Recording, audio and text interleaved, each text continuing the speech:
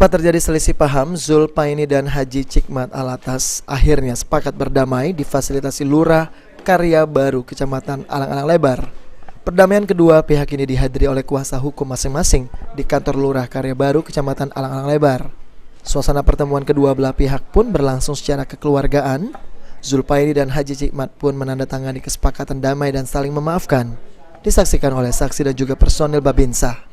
Dengan perdamaian ini, kuasa hukum kedua belah pihak berharap selisih paham yang sempat terjadi tidak terjadi lagi dan keduanya bisa kembali rukun dalam menjalankan aktivitas masing-masing. Ya, jadi begini, artinya kalau orang memaafkan dan berani minta maaf itu adalah manusia yang mulia.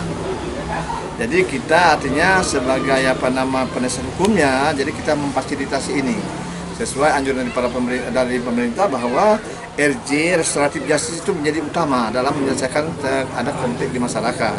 Dan ini alhamdulillah terjadi, artinya restoratif justice betul-betul diniatkan oleh para pihak.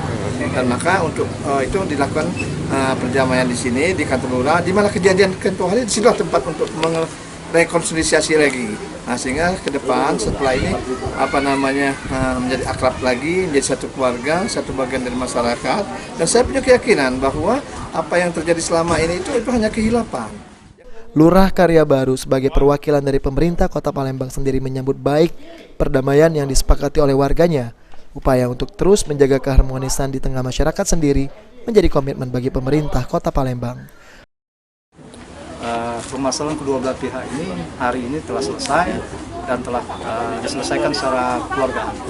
Harapan kami juga dengan selesai masalah ini untuk ke depan kedua belah pihak ini bisa hidup berdampingan, rukun dan damai.